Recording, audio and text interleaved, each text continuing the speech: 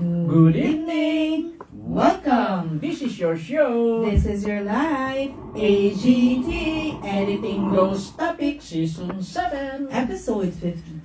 And today is July 8, 2025. And it's a Bible Tuesday na. Hey!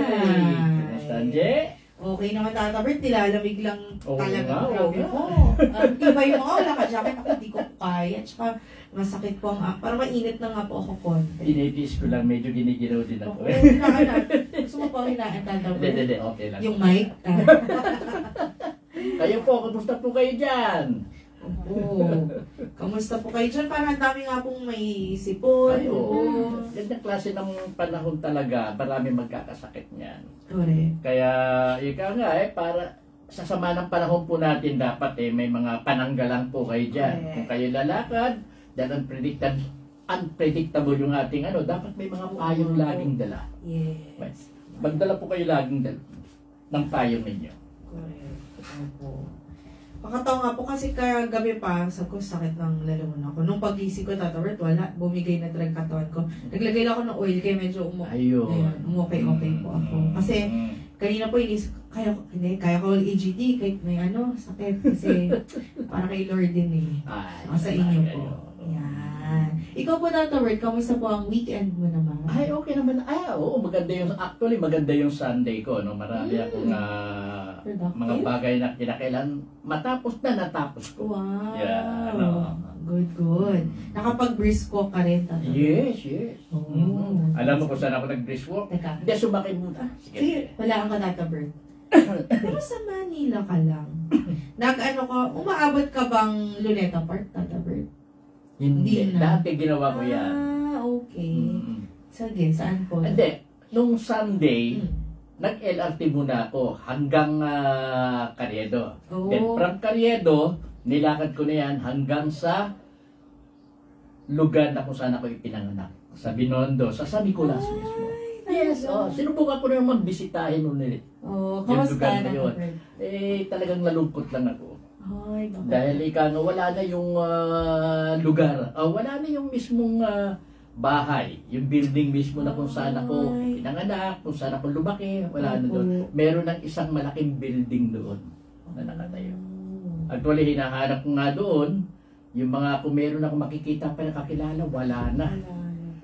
And then, may nakausap ko doon sa isang kanto na kung saan nandoon yung dating barangay outpost noon.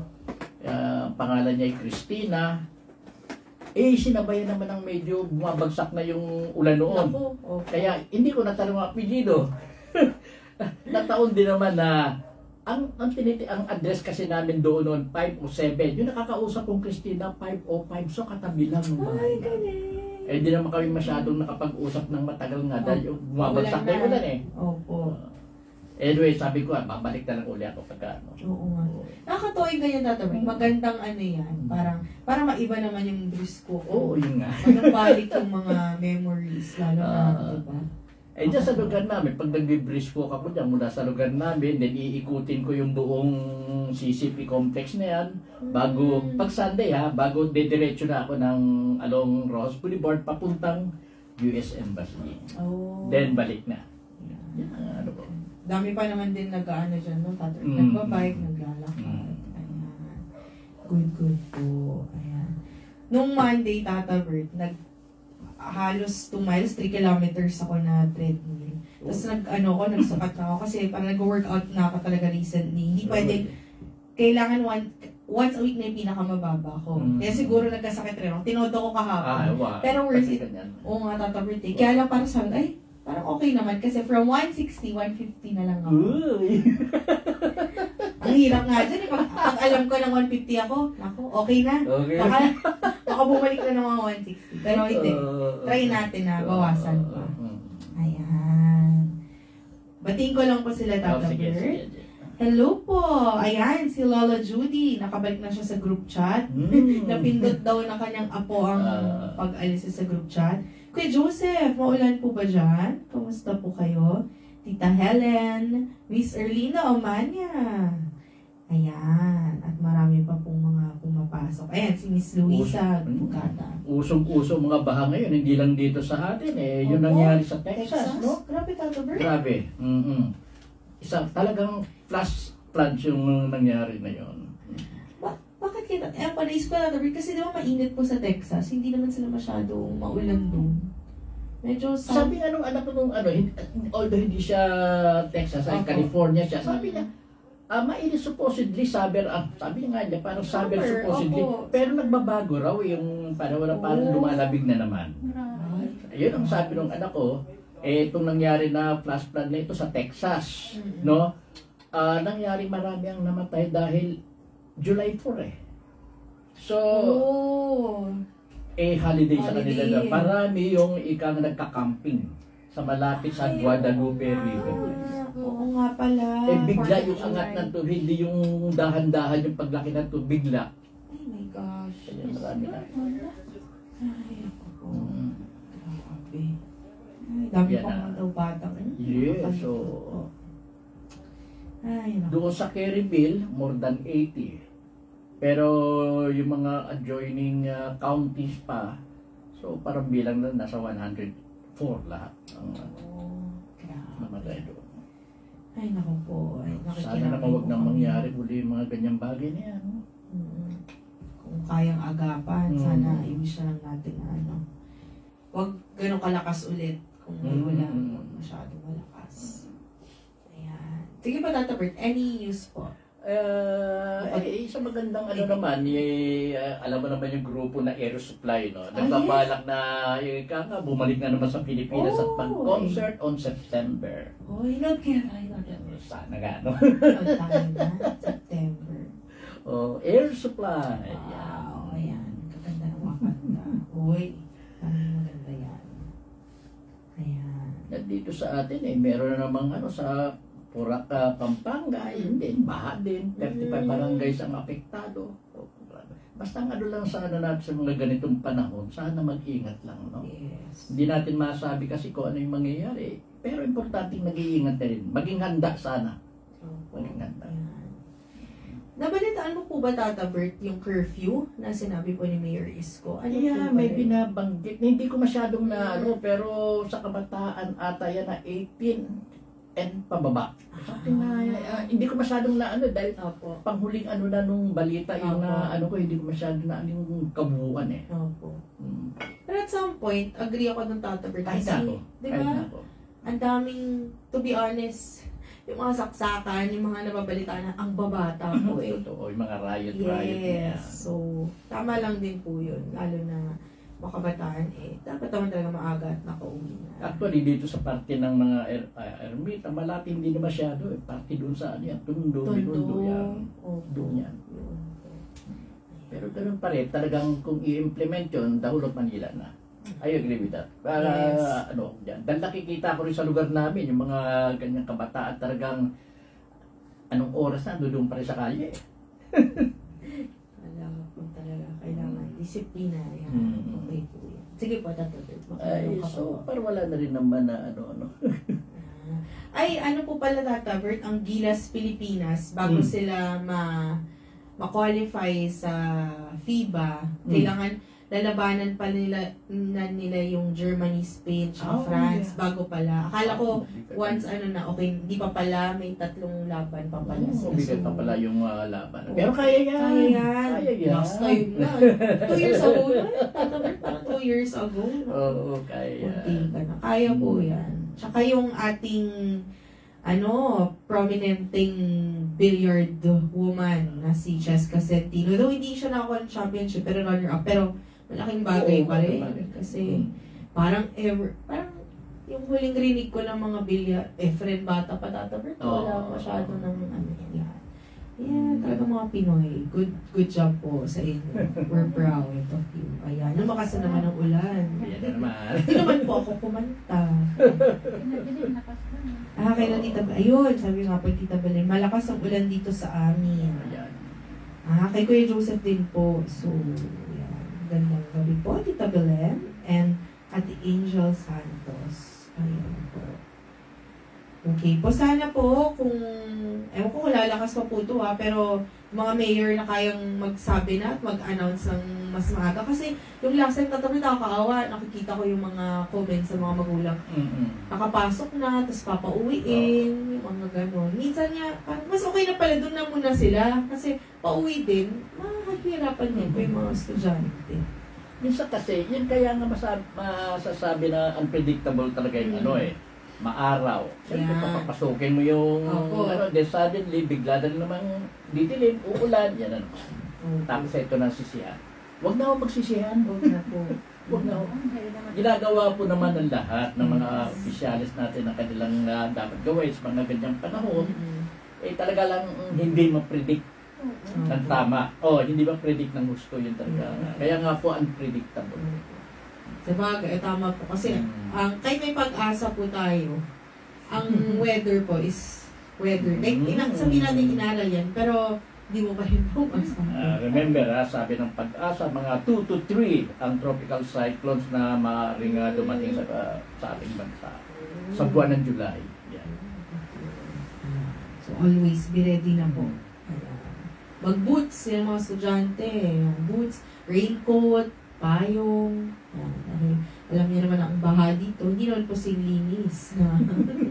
Ayan po. Basa na po tayo, Tata Bert? Sige. Okay po. Ayan, nagbabasa po kami ngayon ng Isaiah na po kami. So, chapter 35. Ayan. Pagbasa mula sa libro ni Isaiah, chapter 35. Ang landas ng kabanalan. Muling sasaya ang ulilang lupain na matagal nang tigang. Namumulaklak ang mga halaman sa disyerto. Ang disyerto ay aawit sa tuwa. Ito'y muling gaganda tulad ng mga bundok ng Lebanon at mamumunga ng sagana tulad ng Carmel at Sharon. Mamamasdan ng lahat ang kalwalhatian at kapangyarihan ni Yahweh. Inyong palakasin ang mahinang kamay at patatagin ang mga tuhod na lupaypay. Ito ang sabihin sa pinanghihinaan ng loob. Huwag kang matakot. Lakasan mo ang iyong loob. Darating na ang Diyos at ililigtas ka sa mga kaaway. Ang mga bulag ay makakita at makakarinig ang mga bingi. Ang mga pilay ay lulundag na parang usa, aawit sa galak ang mga pipi. Mula sa kaparangan ay aagos ang tubig at dadaloy sa disyerto ang mga batis. Ang nakakapasong buhanginan ay maging isang lawa. Sa tigang na lupa ay bubukal ang tubig. Ang dating tirahan ng mga asong gubat ay tutubuan ng tambo at talahib. Magkakaroon ng isang maluwang na lansangan na tatawaging landas ng kabanalan. Sa landas na ito ay hindi makakaraan ang mga makasalanan at mga hangal. Walang leyon o mabangis na hayop na makakapasok doon. Ito ay para lamang sa mga tinubos. Babalik sa Jerusalem ang mga tinubos ni Yahweh na masiglang umaawit ng pagpupuri. Pagkaharian sila ng kaligayahan, ang lungkot at dalamhati ay mapapalitan ng tuwa at galak magpakailanman. Ito po ang salita ng Diyos. Salamat sa Diyos. Actually, itong mga kinikwento po rito, mga pangitain po yan na sinabi ng Diyos kay Isaiah na binanggit naman ni Isaiah dito sa aklat nito. Dito, sinasabi ni Isaiah, yung ipinakita sa kanya ng Diyos na muling babago ng Israel. Mamumulaklak na ang mga halaman sa disyerto. Ang disyerto ay aawit sa tuwa dahil bumabalik na yung kasiglahan muli, yung kasaganahan sa Israel. Mamamasdaan ng lahat ang kaluwalhatian at kapangyarihan ni Yahweh. Dito kasi, ibinalik na ng mga taga-Israel ang kanilang pananalig kay Yahweh. Kaya iyan, sumasagana naman sila at gumaganda na naman ang kanilang buhay. Inyong palalakasin ang mahinang kamay at patatagin ang mga tuhod na lupaypay. Ang mga bulag ay makakakita at makakarinig ang mga bingi. Ang mga pilay ay lulundag na parang usa. Aawit sa galak ang mga pipi. Matutuwa na po sila at liligaya sa muling pagkabuhay na ito ng Israel. Magkakaroon siyang maluwang na lansangan na tatawaging landas ng kabanalan. Sa landas na ito ay hindi makakaraan ang mga makasalanan at mga hangal. Yun nga po, no, yung mga tao na naging dahilan kung bakit nagsapin ng gusto ng Israel ay hindi na muling makakapasok dito sa lugar na ito. Babalik sa Israel ang mga tinubos ni Yahweh. Yung mga tinubos pong iyan po yung mga na-exile, napatapon sa malayong lugar at muling mababalik na sa Israel. At muling mag-uumpisa ang Israel. Muling itatayo nila ang kanilang bansa. Muling itatayo yung kanilang templo. At muling sasagana ang Israel dito sa ipinakitang ito. Very merciful pa rin po yung Diyos. Yung pinapakita dyan, na kahit, sige, matigas ang ulo, may pinapakita niya yung, ganun ka simple. Makikinig ka sa akin, okay, good. May blessing ka, yung papagandahin ko buhay mo. Pero kung hindi ka makikinig, ito yung consequence. Bakit talaga ng Diyos ang mga taga-Israel? Kaya kahit na ganyan na lumalayo sila kay Yahweh, binibigyan din naman sila ng karampatan na parusa sa mga nagawa nila yan. Ang kailangan lang magbalik loob sila at tanggapin sa kanilang sarili na nagkamali sila. Ito na naman, at muli silang mamahalin ni Yahweh. Muling pasasaganahin ang kanilang lugar at muling ibabalik yung kanilang kaligayahan, yung kanilang kasayahan. Thank you po, Tata Bird. Ay, si Ate Queenie is watching. Hi, Queenie. Miss ka na namin, Sabi po niya, paulang gabi from Pasig, miss you. Oo nga. Dito rin, kasalukuyang yun, marinig niyo yung lakas ng ulan. Chapter 36. Ang banta ng Assyria sa Juda. Noong ika-14 na taon ng paghahari ni Hezekiah sa Juda, sinalakay at nasakop ni Haring Sennacherib ng Assyria ang buong lungsod ng Juda. Nang si Haring Sennacherib ng Assyria ay nasa Lakis, inutusan niya sa Jerusalem ang kanyang punong ministro kasamang isang malaking hukbo upang pasukuin si Haring Hezekias. Ang punong ministro ay hindi agad pumasok sa lungsod kundi naghintay muna sa may padaluyan ng tubig sa daang papasok sa pilaran ng tela. Doon sila pinuntahan ng punong ministro sa palasyo na si Eliakim, anak ni Hilkias. Kasama niya ang kalihim na si Sebna at ang tagapagtala na si Joa na anak ni Asa. Pagkakita sa kanila ay sinabi ng ministro, "Magbalik kayo kay Hezekias at sabihin ninyo ang ipinapatanong na ito ng hari ng Assyria. Ano ba ang ipinagmamalaki mo? Akala mo ba'y sakat na ang salita laban sa isang makapangyarihang hukbo? Sino ang inaasahan mo at ikaw ay naghihimagsik laban sa akin? Ang Ehipto?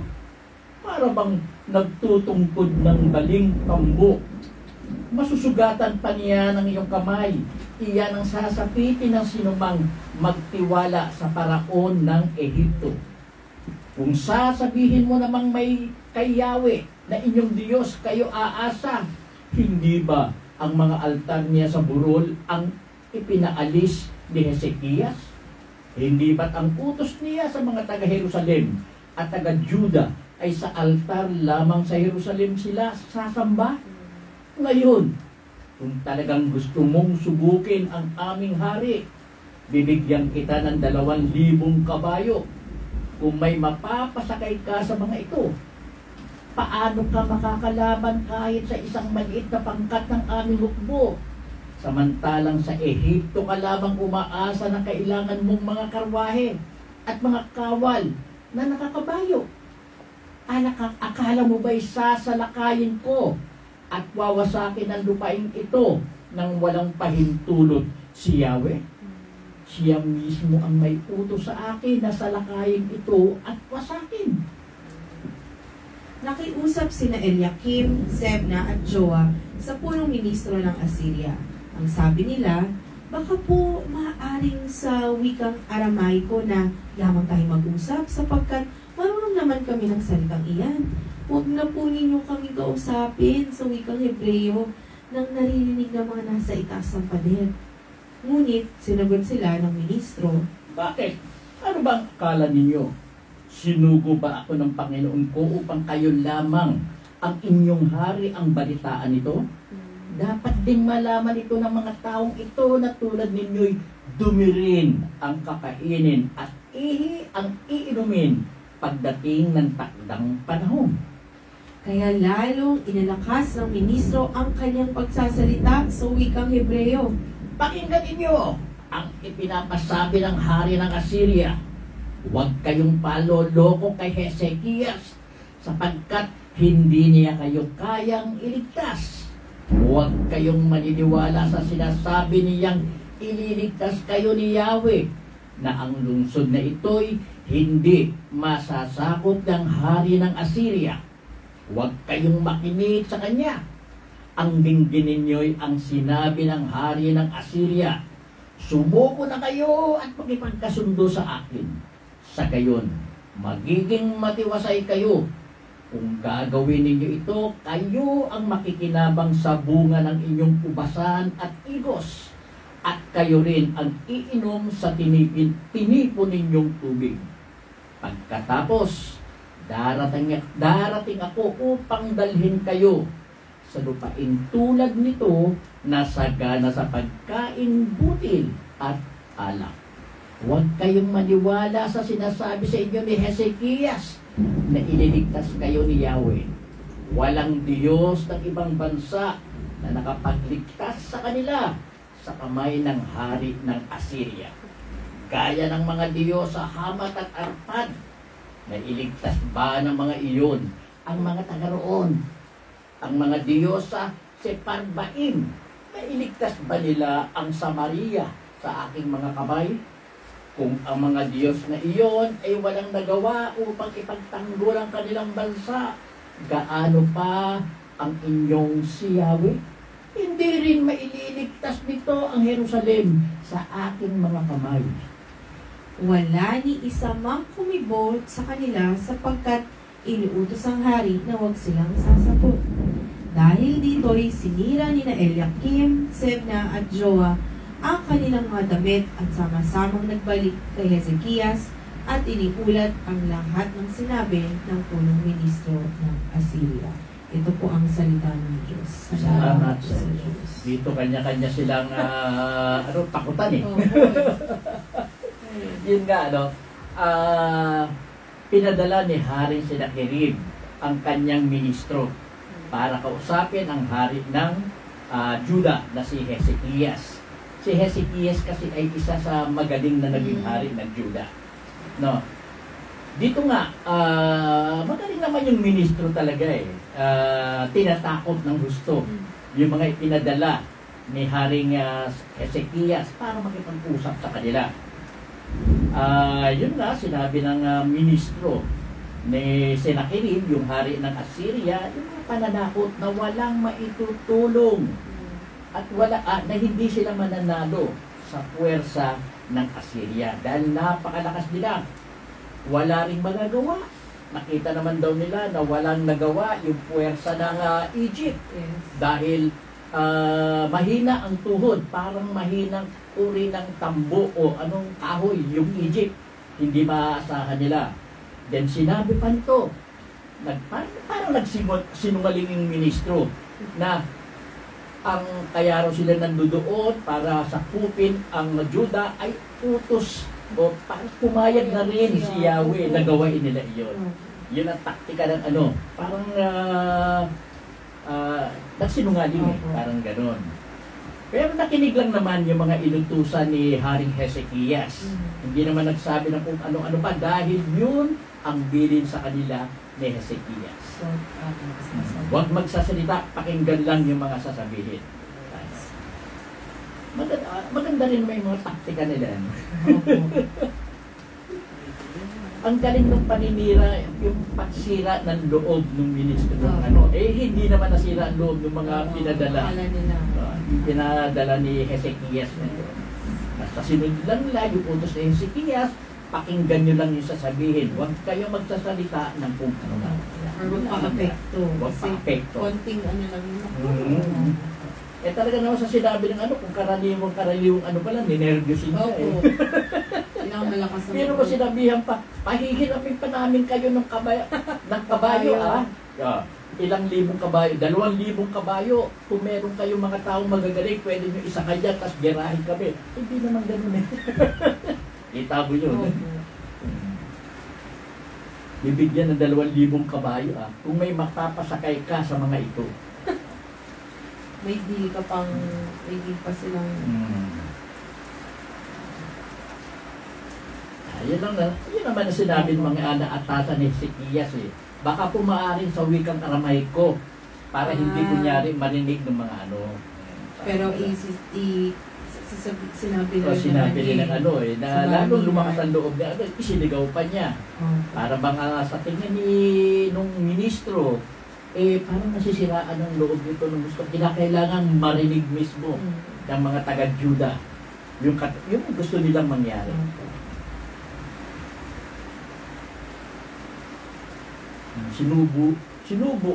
Sinugo ba ako ng Panginoon ko upang kayo lamang at ang inyong hari ang balitaan nito? Ginanong ng gano'n eh. Talagang grabe yung pananakot. Grabe. Ang ginawa. Eh, hindi naman nagpaantig itong mga ministro. Basta hindi sila gagalaw. Yung mga naatasan ni Haring Hezekias. Magaling na hari si Hezekias. Isa sa magaling na naging hari yan.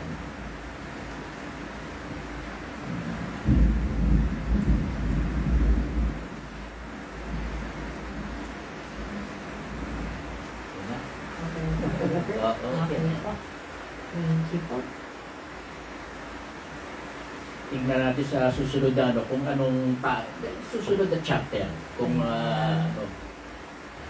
anong mangyayari. Ayan. Ito na po, chapter 37. Sumangguni si Hezekias kay Propeta Isaias. Nang marinig ni Haring Hezekias ang kanilang ulat, sinira din niya ang kanyang kasuotan, nagsuot ng damit panluksa at pumasok sa templo. Tinawag niya si Eliakim, ang katiwala sa palasyo, at pinapunta ito kay Isaias, ang propetang anak ni Amos. Pinasama rin niya ang kanyang kalihim na si Sebna at ang matatandang pari. Lahat sila ay nakadamit panluksa. Ganito ang ipinasabi niya kay Isaias. Ang araw na ito ay araw ng paghihirap, ng pagpaparusa at kahihiyan. Para tayong isang inang dapat nang magsilang ngunit hindi magawa dahil nanghihina. Marahil ay narinig ni Yahweh na inyong Diyos ang sinabi ng punong ministro ng Assyria na sinugo ng kanyang hari upang lapastanganin ang Diyos na buhay. Sana'y parusahan niya ang kalapastangan iyon. Kaya idalangin mo ang natitira pa sa bayan ng Diyos. Nang marinig ni Isaias ang ipinasabi ni Haring Hezekias, sumagot siya, sabihin ninyo sa inyong hari na ganito ang ipinapasabi ni Yahweh. Huwag kayong matakot sa mga paglapastangan sa akin ng sugo ng hari ng Assyria. Ito ang tandaan ninyo. At dadalhan ko siya ng isang espiritu na lilito sa kanya. At hindi siya patatahimikin ng isang balita. Dahil dito, uuwi siya agad at sa pamamagitan ng espaday, mamamatay siya sa kanyang sariling bayan. Muling nagbanta ang Assyria.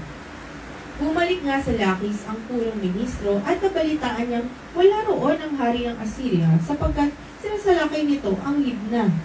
Kaya doon siya tumuloy. Nabalitaan naman ng haring ito na lumabas na ang haring Tirhaka ng Ethiopia upang sila'y salakayin. Kaya nagpasubo muli siya kay Haring Hezekias upang sabihin ito. Huwag kang panlinlang sa pinagtitiwalaan mong Diyos na nagsasabing hindi masasakop ng hari ng Assyria ang Jerusalem. Alam ninyong ang ginawa ng mga hari ng Assyria sa ibang mga bansa. Binasak silang lahat. Kayo pa kaya? Hindi na iligtas ng mga Diyos ang mga bansang winasak ng aming mga magulang. Nariyan ang Gosan, Aran at Resek. Nariyan din ang mga taga-Eden na nasa Telasar. Nailigtas ba sila ng mga ito? At nasaan ang hari ng Hamat, ng Arpad, ang hari ng lungsod ng Separbaim, ng Hena at ng Iba? Kinuha ni Hezekias ang sulat na dala ng mga sugo at pagkatapos basahin ay pumasok sa templo. Isinangguni niya ito kay Yahweh at siya'y nanalangin. O Yahweh, na makapangyarihan sa lahat, Diyos ng Israel, lumikha ng langit at lupa. Ang inyong trono ay nasa ibabaw ng mga kerubin. Kayo lamang ang Diyos ng lahat ng kaharian sa lupa. Masdan ninyo ang aming kalagayan at lingapin ninyo kami. Narito ang liham ni Sennacherib na lumalapastangan sa inyo, ang buhay na Diyos. Tunay nga, O Yahweh, na winasak ng mga hari ng Assyria ang lahat ng bansa. Sinunod nila ang Diyos ng mga ito, sapagkat ang Diyos nila ay hindi tunay. Mga bato at kahoy lamang nagawa ng mga tao. Kaya iligtas mo kami, Yahweh, o aming Diyos, sa kamay ni Sennacherib, upang malaman ng lahat ng kaharian sa lupa na ikaw lamang ang tunay na si Yahweh. Ang mensahe ni Isaias kay Haring Hezekias. Pagkatapos, tumanggap si Hezekias ng sulat mula kay Isaias na ganito ang sinasabi. Dininig ni Yahweh, ang Diyos ng Israel, ang dalangin mo laban kay Sennacherib, at ito ang kanyang tugon. Kinamumuhian ka ng mga taga-Zion. Sennacherib, pinagtatawanan ka at kinukutya ng Jerusalem. Sino sa akala mong iyong iniinsulto at hinahamak? Nilapastangan mo ako, ang banal na Diyos ng Israel. Nilait mo ang Panginoon sa pamamagitan ng iyong mga lingkod. Ang sabi mo, sa dami ng aking karwahe, naakyat ko ang ituktok na mga bundok. Naabot ko rin ang kasulok-sulukan ng Lebanon. Pinutol ko ang nagtataas ang puno ng cedar at ang mga piling puno ng cypress. Naabot kong lahat ang pinakamataas na lugar at pusod ng gubat. Humukay ako ng maraming balon at uminom ako ng tubig ng mga iyon. Ang mga ilog at bati sa Ehipto, matapakan ko lamang ay agad natutuyo. Dapat mong malaman na noon pang una, ang bagay na ito ay matagal ko nang binalak at ngayoy pawang natutupad. Itinakda kong ikaw ang magwawasak ng matitibay na lungsod. Mga mamamayay na wala ng lakas, nanginig sa takot at napahiya. Sila'y tulad ng halaman sa gitna ng parang, mga murang dahoy na lantang sa araw. Katulad ay damo sa bubong ng bahay, hindi pa pinuputol ay tuyo na sa tangkay. Lahat ng iyong gawin ay nalalaman ko. Hindi lingid sa akin anumang balak mo. Dahil sa galit mo't paglaban sa akin at paghahambog mong hindi nalilihim, kaya ang ilong mo'y kakawitin ko at ang bibig mo'y lalagyan ng kandado at ibabalik kita sa pinanggalingan mo. Itong magiging palatandaan ninyo. Sa taong ito, ang kakainin ninyo'y bunga ng halamang dati nang nakatanim. Sa susunod na taon, ang kakainin ninyo'y ang ani sa tutubong supling ng halamang iyon. Ngunit sa ikatlong taon, magtatanim na kayo ng panibago at ang kakainin ninyo'y ang ihibubunga nito. Ang mga lalabi sa Juda ay parang halamang muling mag-uugat at mamumunga, sapagkat may malalabi mula sa Jerusalem at may maliligtas mula sa bundok ng Zion. Mangyayari ito dahil kay Yahweh na makapangyarihan sa lahat. Kaya ito ang pasya ni Yahweh tungkol sa hari ng Assyria. Hindi siya makakalapit sa lungsod na ito, ni isang palaso ay hindi niya magagamit laban dito. Hindi siya makakalapit na may sandata o makakapagtayo ng tanggulan upang ito'y kubkubin. Saan man siya magdaan papunta dito, doon rin siya daraang pabalik. Hindi na siya makakapasok sa lungsod na ito, sapagkat ganito ang sinasabi ni Yahweh.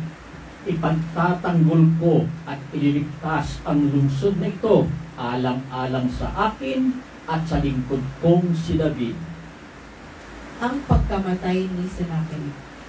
Nang gabing iyon, pinatay ng anghel ni Yahweh ang may 185,000 kawal na taga-Assyria sa loob mismo ng kanilang kampo.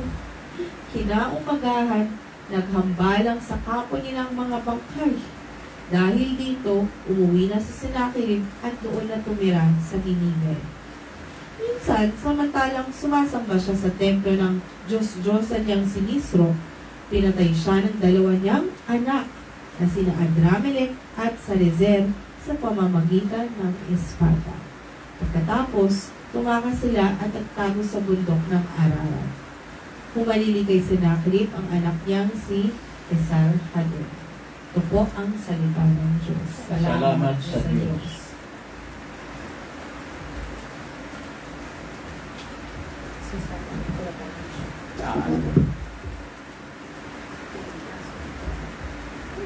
Nang marinig ni Hezekias yung ulat ng mga kanyang isinugo na kumausap doon sa ministro, tinawag niya si Eliakim at inutusang pumunta si Isaias. At dito,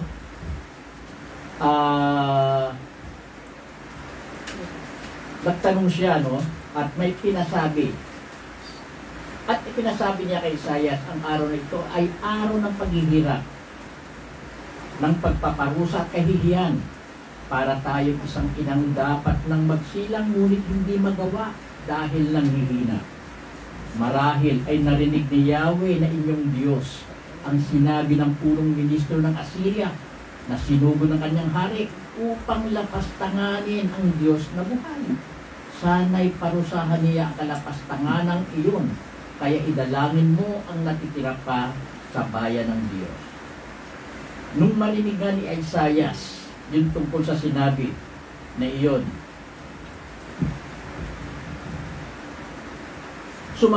sinabi niya sa hari na ginto na may ipinasasabi na si Yahweh. Alam na ni Isaias huwag kayong matakot sa mga paglapastangan ng hari ng Assyria. Ito ang tandaan ninyo, padadalhan ko siya ng isang espiritu na lilito sa kanya at hindi siya patatahibikin ng isang balita. Dahil dito uuwi siya agad sa pamamagitan ng espada at sa pamamagitan ng espada ay mamamatay siya sa kanyang sariling bayan. Ganun nga ang ginawa talaga nilito. Yes. At yung ministro nilito dahil nabalitaan ng ministro na umalis na yung hari niya na may pinuntahang isang lugar. At yung hari naman niya, meron din balitang iba. Kaya nagkalito talagang na yung sinabi ni Yahweh na lilituhin niya ay nangyari talaga.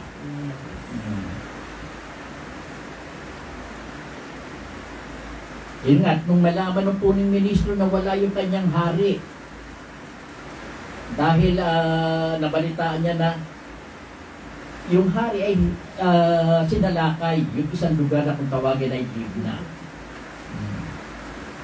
Kaya doon siya tumuloy, kaya doon na tumuloy yung ministro dahil wala nga yung kanyang hari. Nabalitaan naman ng hari na yung hari ng tihaka ng Ethiopia at upang sila'y salakayin.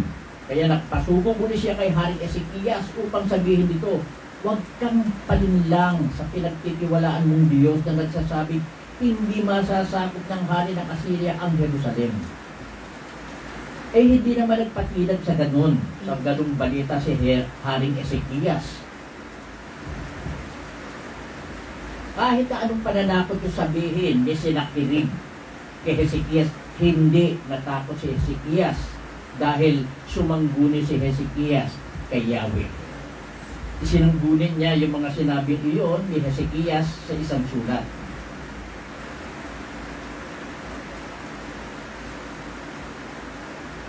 At talaga namang mabuting hari din naman kasi si Hezekias, kaya tinulungan talaga siya ni Yahweh.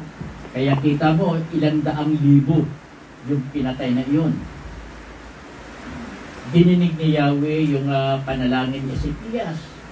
At ito nga, ang mga binanggit, no? Kinamumuhian ka ng mga taga-Sayon, Sennacherib.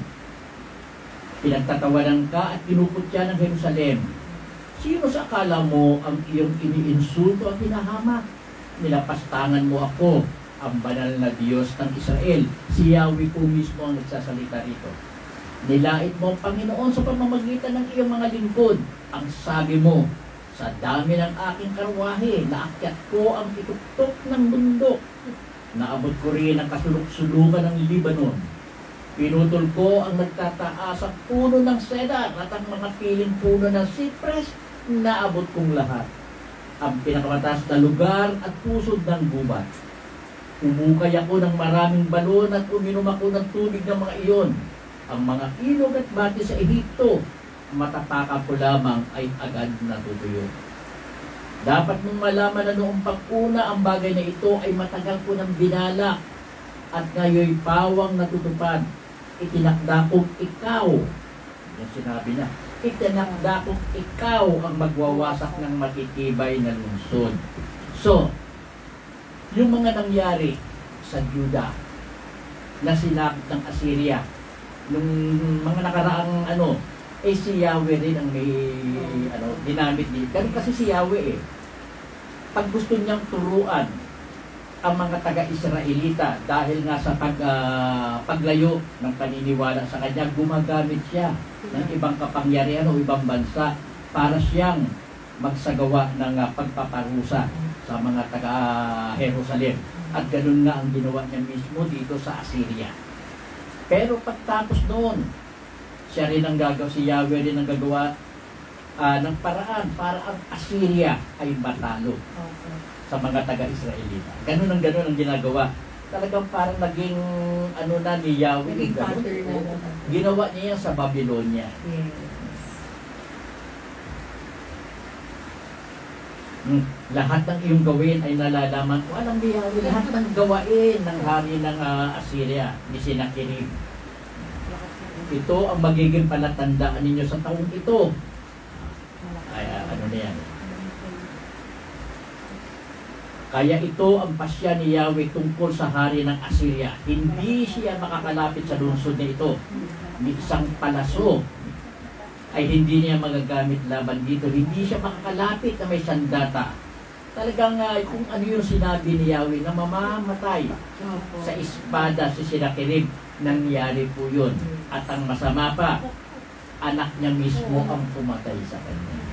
Wala na pong sakit. Oo, anak niya mismo.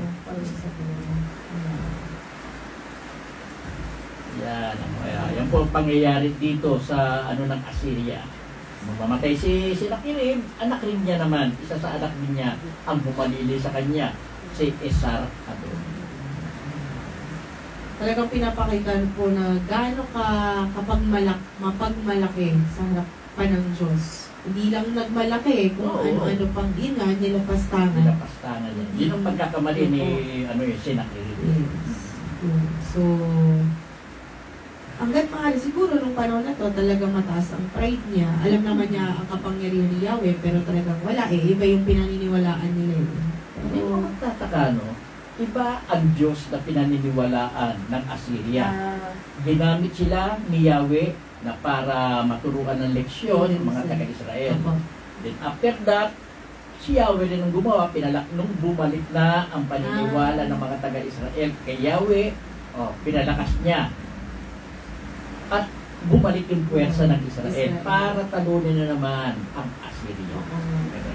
Talagang natatangi na talaga. Actually dito parang hindi Israel ang tumalo Parang si Yahweh din ang gumawa ng parang, pero ilang daang libo yun, 185,000 namatay na lang sa kanilang kampo. Sino kumano dyan? Siguro yung mga anghel ni Yahweh.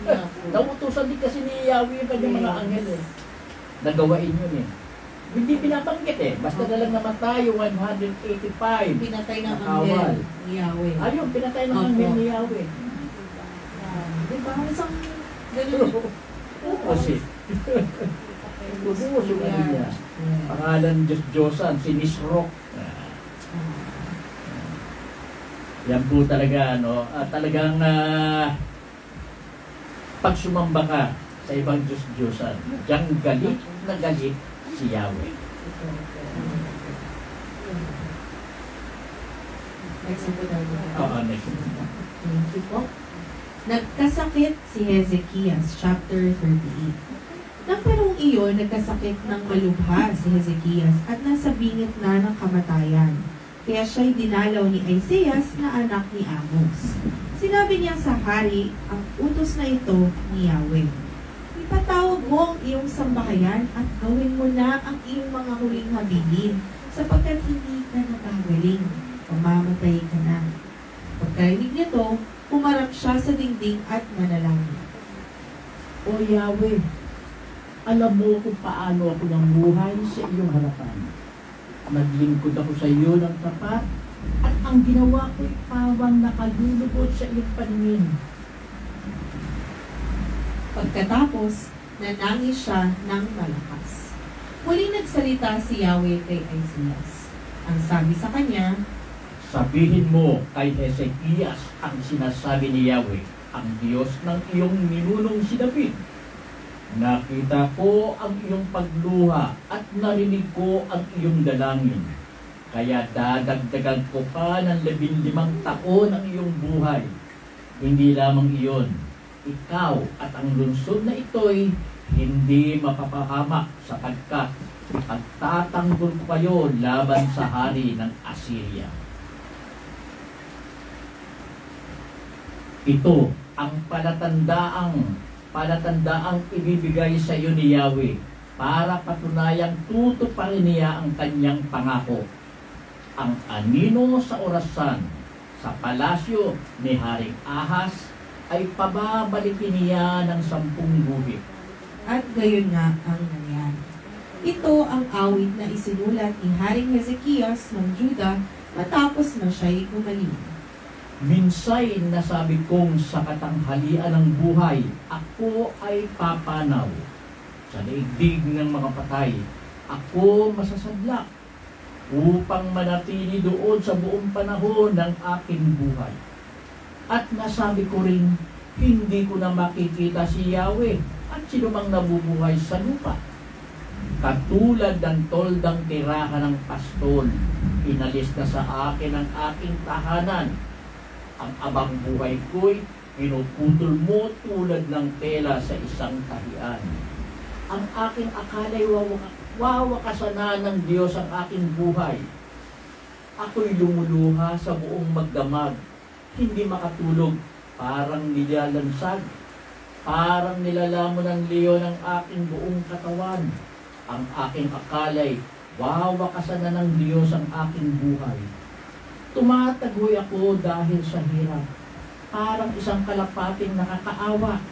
Ang mga mata ko ay pagod na rin dahil sa pagtitig doon sa itaas. O Panginoon, sa kahirapan ito ako'y iyong iligtas. Ano pa ang aking masasabi? Ang may gawa nito ay ikaw. Ngunit masakit ang aking kalooban at hindi ako makatulog. O Panginoon, ang mga nalikha ay nabubuhay dahil sa iyo. Ako'y pagalingin. At ang aking lakas sana'y ibalik mo. Ang hirap na ito'y aking nalalaman na tanging ako rin ang makikinabang. Iyong iniligtas ang buhay na ito. Hindi mo hinayaang mahulog sa hukay at pinatawad mo ako sa aking mga kasalanan. Ang patay ay hindi na makakapagpuri sa iyo o makakaasa sa iyong katapatan. Mga buhay lamang ang makakapagpuri sa iyo tulad ng ginagawa ko ngayon. At tulad din ng Ama na itinuturo sa mga anak ang katapatan. Si Yahweh ang magliligtas sa akin. Kaya sa saliw ng tugtog niya ay ating awitan.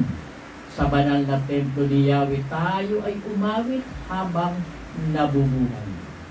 Si Isaias ay nagpakuha ng pantapal na igos para sa bukol ni Hezekias at gumaling naman ito. At itinanong ni Hezekias, ano ang magiging palatandaan na ako'y maaari ng umakyat sa templo ni Yahweh? Ito po ang salita ng Diyos. Salamat sa Diyos. Parang ano pa yung binitin pa tayo. Parang Oo nga. kahit ending ng episode yung pagkatanong ni Ezekias. Ayan. Nagkasakit si Hezekias. May sakit si Hezekias. Isang uri ng bukol yun na grabe. No? At talagang ano rin eh. Medyo tinakot pa nga siya ni Isaiah eh. Mamamatay ka na. Hindi ka nagagaling, Oh. di ba? Patawag mo na ang iyong sambahayan at gawin mo na ang iyong mga huling habilin sapagkat hindi ka naggagaling. Mamamatay ka na. Nung marinig nga ni Hezekias yun na, nanalangin na siya kay Yahweh. Ikwento na niya lahat ng mga pangyayari na hindi siya ika nga nagkamaliman lang na tawaging Diyos niya si Yahweh. Lahat ng bawat pagkilos niya ay laging sinasangguni kay Yahweh. At yun ang magandang bagay na ginawa niya. Hindi siya humiwalay sa kanyang paniniwala kay Yahweh. Naramdaman na rin niya yung kanyang paghihirap sa kanyang karamdaman na iyon. Isang grabing karamdaman yon. At sinabi naman niya na si Yahweh lang ang makakatulong sa kanya sa ganung kanyang kinasakitan na iyon. At sinabihan naman siya ni Yahweh na yung buhay niya, 14 years na siyang hari nung mangyari ito Dadagdagan pa raw ni Yahweh ng 15 years, kaya 29 years, yun ang talagang naging niya, pagiging hari niya, yung kabuuan ng kanyang pagiging hari, bago at saka siya ng palitan. Nakakatawa dito Tata. Di ba usually pag ganyan, so let's say may propeta, may nagsabi, mamamatay ka na. Yung parang, parang tinatanggap mo. Pero siya, maganda, tinanggap niya. Pero bukod sa tinanggap niya, nagdasal siya. Yung tinawag niya pa rin yung Diyos niya na makapagyarihan. Tinawag niya pa rin na, ikaw lang yung may hawak ng buhay ko at ikaw lang. Kaya siguro nakita ng Diyos na wala. Ano talaga? Nagkabandoob din naman siya. Yes. Nagkabandoob. Loyal, loyal soldier. Talagang tamang nagagawa ng Diyos na pwedeng i-extend talaga ng Diyos ang buhay mo. 15 years sa loob ng Yes. Talaga isa sa naging magandang hari ng Juda, si Hezekias. Malaking naitulong niya at isa sa nagpatibay ng kanyang pagiging hari ay ang kanyang paggalang at paniniwala kay Yahweh.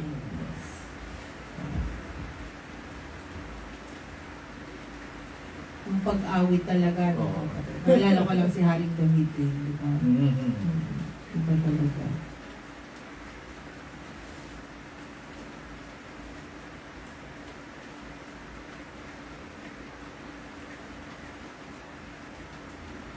Nagpaka-vulnerable siya dito nung po. Pinakita niya. Ikaw lang, Diyos ko, ikaw na bahala sa akin. Hindi pa nga siya ng tawad, which is also Ganun din talaga, kahit sa panahon na yun dito sa atin, sa center, ilan na bang may matitinding karamdaman ang nagtungo dito sa center, sa tulong ng center na pagaling. May paniniwala rin kasi ako na yung mga tao yun na nagpunta rito sa center ay talagang inano na nila sa Diyos yung kanilang sarili. Dito na nila inihabilin ng kanilang sarili at dito na nakamtan. Totoo naman dito nila nakuha yung kagalingan na hanap nila. Isa na si Oli. Diba? Kita mo, isang klaseng na example na matatawag si Oli. Yung kanyang paniniwala, akto na pagkakailangan ng center na may kailangan na magiging sa mga programa ng patawagan si humihindi talagang dumarating dito. Minsan kasama pang nanay, minsan kasama pang anak. Kita mo yun. At kung hindi lang naman si Oli ang gumaling ng magitindi. Dito nga ngayon, may inoobserbahan tayong dalawang pasyente. Yung isa yung may malaking bukol sa tiyan. Actually, nag-undergo na ng chemotherapy yun. Pero sa isang puntahan mukhang nagkaroon ng magandang pagbabago. Hopefully bukas makarating uli yung pasyente at makita natin. Ipinayo na nga ni Jim sa kanya na Tinanong ko ngayon, tanong nyo kay Jimmy, kung mag-a-under ko pa huli kayo ng, ng chemo. Then may naka-schedule lang siya eh. Tinanong naman niya, sabi naman niya, ano ba ang gusto ninyo? Kung sa inyo naman niya, syempre hindi pwede sabihin ni Jimmy na, wag na. Tatanungin siya na, sabi niya, sinabi naman ng pasyente na talagang pag nakikimo siya, hirap na hirap siya. Ganun naman po, nasa isisunan niya. May magbabayad. Hirap din mo sa bulsa. Sa kay ko, Tata Bert, iba ko talaga nagagawa ng pagpapakumbaba ng pagsunod.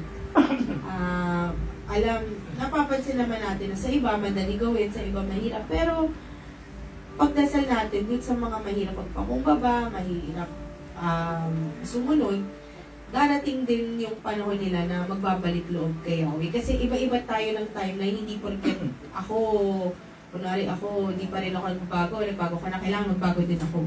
May kanya-kanya panahon yan. Pero, unti-unti, maganda nang umpisahan yan. Ngayon, sa pakikinig po sana sa amin ngayon, sa pagbasa ng Biblia, sana hindi kayo magsawa kasi mahaba-haba pong Isaiah. Pero naman, makikita nyo yung walang parehong kwento, pero iisa ang Diyos. Iisa ang tunay na Diyos. Ang Diyos na buhay na makikita mo hindi siya nagbabago. Talagang pag nakinig ka, ito ang gagawin niya. Bibigyan ka niya. Pagaganda niya buhay niya. Pag ayaw mo makinig, ayaw mo sumampalataya sa akin, ito ang pangyayari sa iyo. Napaka simple. Pero yun, pagdasal natin yung mga nahihirapan bumalik loob kay Yahweh kasi actually yun yung first step. Hindi madali. Pero yun lang naman po sa akin. At sana kayo po na yung araw-araw na pakikinig yun ng Biblia sa amin dito sa AGT, unti-unti yun na-realize na kung gaano ka galing si Yahweh talaga sa buhay. Ay, iba sa po. Grabe, ibang klase siya. Kinamang tatatabi. Dito po sa verse na sa chapter na tinalakay po natin ngayon, sa ilang chapters, no, makikita po natin yung dalawang uri ng hari. Yung isang hari na hindi naniniwala kay Yahweh, actually nilapastangan pa niya si Yahweh ininsulto pa ng gusto At yung isang hari naman, natanggap sa kanyang kalooban at talagang grabe yung paniniwala kay Yahweh. Kita nyo ang kinahinatnan. Yung naglapastangan kay Yahweh sa ating Diyos, ang nangyari, hindi magandang kamatayan na ang pumatay mismo sa kanyang dalawang anak. At kay Hezekias na isang hari at talagang sagad ang paniniwala kay Yahweh. Ayun, nagkaroon ng karamdaman pero iniligtas ng Diyos. Binigyan pa ng extension ng kanyang buhay upang makapaglingkod pa sa kanyang kaharian ng matagal at upang maipagpatuloy yung kanyang paggalang, yung kanyang paniniwala, yung kanyang pagtanggap sa kanyang Diyos na si Yahweh. Sa ating buhay, ganun din po, no?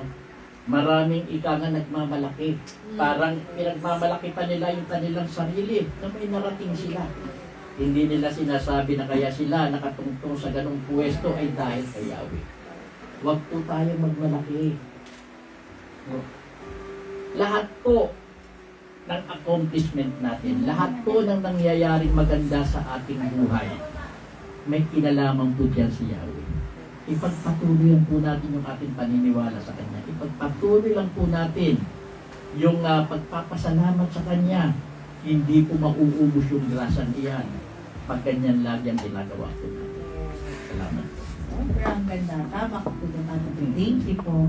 At mamayang gabi, meron pong online prayer vigil, 10 o'clock. Sa mga hindi po nakanood ngayon na live, may replay naman po sa ito pong page sa Senior Anthony Vivero Facebook page. Ito lang po pala, FYI, ang Facebook page po ng EVFI at Senior Anthony Vivero po ha. Yung iba po, baka mga fan page lang po yun. And meron po kaming YouTube, Anthony Vivero-AGT. Bukas, samahan po natin si Tita Hermes sa kanyang live novena. 8 o'clock po yan. Kung hindi man kayo makapunta sa center, pwede naman po, live po yan. No? And then, 144th lecture po bago po yung gamutan bukas. Salamat po at magandang gabi po sa inyong lahat. Bye-bye! Good night po. Ingat po kayo.